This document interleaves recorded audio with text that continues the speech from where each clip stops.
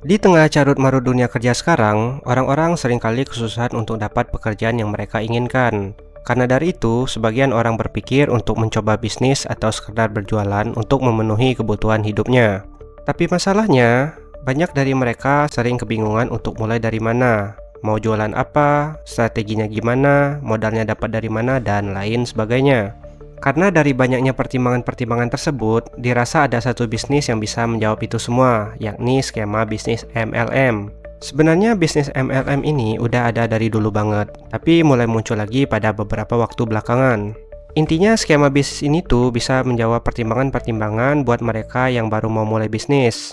Mulai dari alur bisnisnya udah disiapin, produknya udah ada, modal yang nggak terlalu besar, minim resiko, dan sampai ada mentor buat ngajarin lu jalanin bisnisnya. Katanya sih gitu. Dengan segala macam kemudahan yang ditawarkan, akhirnya banyak orang yang belum keterima kerja, jadi penasaran untuk bergabung ke skema bisnis MLM ini. Karena di bisnis ini, mereka langsung bisa jualan produknya tanpa perlu ribet. Kalau gua perhatiin, mereka yang bergabung ke komunitas MLM ini, kebanyakan itu berasal dari kalangan orang tua atau anak muda yang bingung mau ngapain. Lucunya, mereka yang berhasil dalam bisnis ini, brandingnya tuh template banget. Kayak, karena ikut komunitas ini, akhirnya saya bisa beli mobil mewah, jalan-jalan ke luar negeri, atau bisa biayain orang tua naik haji. Intinya, di sini tuh mereka selalu ceritain from zero to hero, yang awalnya bukan siapa-siapa, tapi bisa jadi kaya raya lewat bisnis MLM ini. Ada yang bilangnya dari kuli bangunan, pengamen, buruh, pokoknya yang selalu diawali dari profesi-profesi yang dirasa mustahil untuk berada di posisi kayak mereka sekarang. Nah, karena dirasa ada kejanggalan dari cerita-cerita mereka ini, banyak juga orang yang curiga tentang skema bisnis ini, bahkan ada yang sampai ngehujat. Sorry to say, untuk mereka yang bisa berpikir secara rasional, hal beginian kadang nggak masuk aja di akal sehat gitu. Gimana nggak, mereka ngaku sukses, beli ini itu, dan punya omset ratusan juta. Tapi mau gimana pun, penampilan itu nggak bisa bohong. Bukannya menghakimi ya, tapi begitulah realitanya. Karena orang yang beneran punya banyak duit, mau dia pakai pakaian apapun, auranya tetap aja aura orang banyak duit. Beda ceritanya sama orang yang maksain buat kelihatan banyak duit, auranya tetap aja orang susah. Karena kita sebagai manusia tentu punya naluri yang bisa bedain mana yang beneran orang kaya, mana yang cuma ngaku-ngaku jadi orang kaya. Makanya dari itu, banyak orang yang berpikir kalau bisnis MLM yang sedang marak di media sosial saat ini itu adalah skema penipuan piramida atau skema Ponzi, yang mana kita tahu kalau skema bisnis ini tuh ilegal. Karena teknik mereka untuk menarik membernya itu dengan cara menjual mimpi dan harapan, seolah mereka yang dari nggak punya apa-apa itu bisa punya segalanya. Nah, target market dari bisnis ini adalah mereka yang putus harapan atau mereka yang pengen cepat kaya secara instan. Yang mana nanti mereka bisa dapat duit dari jualan produk yang udah disiapkan dan bisa dapat tambahan bonus komisi lagi dengan cara ngajakin orang lain buat ikut bergabung di bisnis MLM ini. Tapi pertanyaannya, apakah bisnis MLM ini beneran bisa jadi pekerjaan yang menjanjikan? Atau jangan-jangan bisnis MLM ini hanyalah sebuah penipuan seperti yang disangka banyak orang? Mari kita bahas.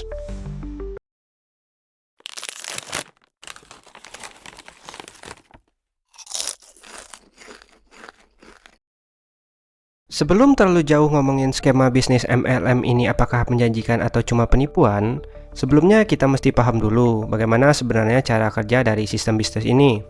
MLM itu sendiri merupakan singkatan dari multi level marketing, atau kalau diterjemahin ke bahasa Indonesia artinya pemasaran berjenjang. Uang yang bisa didapat nggak cuma hanya dari jualan produk yang berhasil kita jual, tapi juga dari komisi hasil penjualan sales lain yang kita rekrut sebelumnya. Dan sales ini juga bisa mendapatkan komisi dari sales lainnya yang dia rekrut juga. Biasanya sebelum kita bergabung, kita bakal bayar biaya pendaftaran terlebih dahulu. Setelah daftar dan jadi member, kita bakal diberi produk untuk dijual. Produk ini tuh macam-macam, mulai dari alat terapi, susu, makanan, vitamin, dan lain sebagainya. Nah, biasanya dari perusahaan MLM ini sudah ngasih standar harga sekian untuk produk mereka. Dan kita bakal jual produk tersebut di atas harga standar yang udah mereka tetapkan. Misal, satu botol vitamin dihargai dengan Rp80.000. Kita jual vitamin tersebut dengan harga Rp100.000. Jadi, selisih Rp20.000 inilah yang bakal jadi keuntungan kita. Gimana? Sampai di sini semuanya terlihat mudah bukan? Kita nggak perlu mikirin mau jual produk apa, cuma modal uang pendaftaran terus bisa langsung jualan. Kalau diperhatiin, skema bisnis MLM ini mirip banget dengan reseller produk. Lebih banyak untungnya malahan, karena kita nggak mesti stok barang dan keuntungan nggak cuma dari hasil selisih penjualan doang, tapi kita juga bisa dapat komisi dari sales lain yang berhasil jualin produk mereka juga. Nah, sekilas emang nggak ada yang salah dari skema bisnis MLM ini. Tapi, pada fenomena yang terjadi belakangan ini, bisnis MLM makin sering memakan korban, terutama mereka yang dari golongan menengah ke bawah. Dengan cara menjual harapan palsu ke mereka yang bisa dibilang kurang berpengetahuan tentang sebenarnya cara kerja dari bisnis MLM ini. Menurut pandangan gue pribadi, sebenarnya sah-sah aja sama sistem bisnis MLM ini. Tapi yang jadi masalah adalah cara marketing mereka yang kadang berlebihan dan gak masuk akal. Misalnya, ayo gabung di perusahaan bisnis kami. Dengan modal pendaftaran 2 jutaan, kamu bisa beli mobil Pajero Sport, beli rumah di kawasan elit, dan liburan ke Eropa. Untuk bagi kita yang paham soal bisnis, pasti ini nggak rasional, dan malahan seringkali dijadiin bahan bercandaan. Tapi, ini bisa jadi bahaya kalau sampai ke orang-orang dari kalangan menengah ke bawah, yang minim pengetahuan dan mudah terpancing sama marketing yang menggunakan embel-embel harta kekayaan. Nah, jadi mereka yang dari golongan menengah ke bawah yang minim literasi dan pengetahuan ini adalah golongan yang sangat rentan untuk dimanfaatkan dalam skema bisnis MLM ini.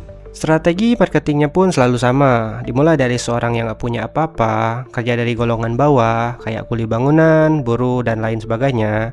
Tapi setelah bergabung di bisnis MLM ini, mereka bisa mengubah hidup mereka yang biasa aja menjadi kaya raya. Nah, di saat mereka dari golongan bawah ini sudah terpancing dengan harapan, disitulah mereka rela ngelakuin apapun untuk bergabung. Dan ironisnya, ada yang sampai ngutang sana-sini demi bisa join komunitas ini. Tapi sebenarnya yang salah itu cuma cara marketingnya aja, karena dari marketing yang berlebihan inilah yang mengakibatkan nama bisnis MLM menjadi buruk dengan sendirinya. Padahal kalau dari segi bisnis, skema MLM ini nggak salah untuk dilakuin, karena bisa saling menguntungkan satu sama lain. Tapi karena dipromosikan dengan cara yang berlebihan dan nggak masuk akal, ini malah bisa jadi jebakan bagi mereka yang dari golongan menengah ke bawah yang memberi harapan palsu. Dengan harapan uang pendaftaran 2 jutaan, mereka jadi bisa kaya raya. Tapi realitanya setelah bergabung, nggak semudah yang diceritain di awal tadi. Di sini gua nggak menjelekkan bisnis MLM manapun, karena sekali lagi yang salah itu cara marketingnya, bukan cara bisnisnya. Karena makin kesini, MLM bukan lagi tentang bisnis jualan produk, tapi produknya adalah diri kita sendiri yang ikut bergabung. Kalau menurut kalian gimana nih tentang skema bisnis MLM ini? Coba tulis di kolom komen. Mungkin segitu dulu untuk pembahasan video kali ini. Jika kalian suka dengan video kayak gini, jangan lupa like, share, dan bantu subscribe agar channel ini dapat berkembang terus setiap harinya. Sampai ketemu di video selanjutnya. Thanks for watching. See you.